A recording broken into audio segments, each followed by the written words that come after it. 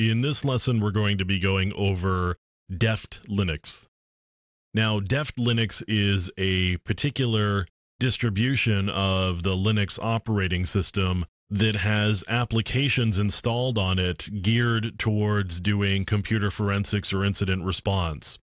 I've got DEFT Linux installed, but it's actually based on Ubuntu 11.10. So that's the distribution that underlies DEFT. I've got Ubuntu, and then on top of that, I've got really the DEFT applications that get installed.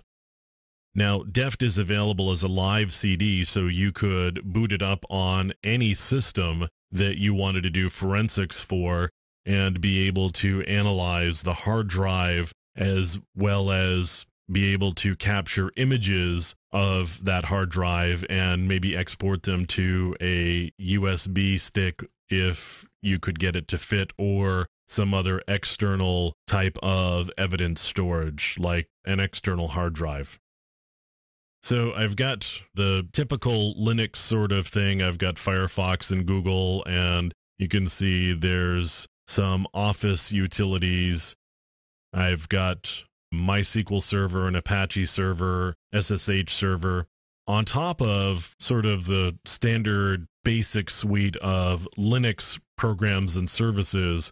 I've also got these ones that are specific to DEFT. And you can see I've got many capabilities here in terms of categories and programs that are available. So I've got gparted, for example. gparted gives me the ability to look at how a hard drive is partitioned. Now, that's pretty common for a Linux system. So let's take a look at some of the other things here. So I've got hashing tools. For example, I've got MD5 some and SHA-1 some, and I could do a SHA-256 as well as a SHA-512. So I've got a lot of capabilities in terms of doing hashing. Now, imaging tools, and we've spent a lot of time talking about how you gather and manipulate and verify images. And here's some tools that you could use to actually create those images. As I said, you could boot this up as a live CD and capture an image. So we've got DCFL-DD that we have looked at before, and various flavors of DD. And we've got another one here called Cyclone. Cyclone is actually a tool for cloning disks. It works in much the same way that DD does. It's kind of a curses interface. So right now it's presented me the hard drives that are installed here, and all I have to do is type the disk name or the partition name that I want to clone, and it will go off and do the cloning for me. So what else do we have available for tools under DEFT? We've got the imaging tools, we've got hashing tools, there's data carving tools here. So PhotoRec would allow me to recover graphics files or image files. I've got Scalpel, which would allow me to go and carve files out of a hard drive. So in cases where maybe a file has been deleted or obscured in some other way, these data carving tools would allow me to go and find the data on the drive and retrieve the file, even though it's not available through the normal file system any longer. So I've got these data carving tools.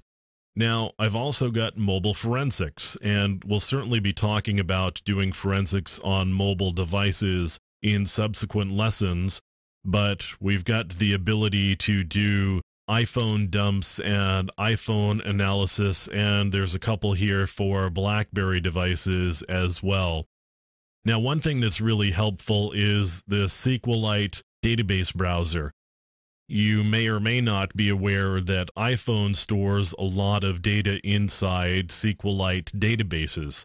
So if you can retrieve the data, now we've got a graphical way of looking at that data rather than having to do it in a manual way of doing command line tools. If you could actually get a SQLite command interface, the SQLite database browser is really nice for being able to open up those databases and be able to view and manipulate them, as well as execute SQL commands or queries against those databases so you can investigate the data even further.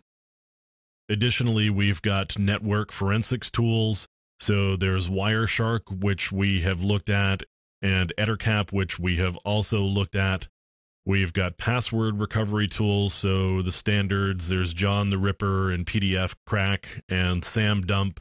There's also fcrackzip, which I mentioned in another lesson about cracking zip files when we were talking about compression. If there is a password on the zip file, fcrackzip may actually be able to help you crack that password so you can see what's inside of the zip file. So we've got DEFT Linux, and it's not as easy to use maybe as one of the other graphical programs that we've looked at, like ProDiscover or FTK or Encase, but there's a lot of capability here. If you learn how to use these various tools, you may be able to get even more out of the data if you start using DEFT Linux and get used to the tools that are here. One of the advantages, of course, is that it's free. And another advantage is it's a live CD, or could be a live CD, that you could carry around with you. And you're not tied to your system where Encase is. You can take this along with you and be able to do the capture and analysis wherever you need to do it without having to grab hard drives and carry them back to your system where you've got the appropriate software installed. So that's another advantage of using DEFT Linux. And again, this is very targeted towards doing forensic analysis. So you may want to go out and get yourself a copy of DEFT Linux and start looking at it.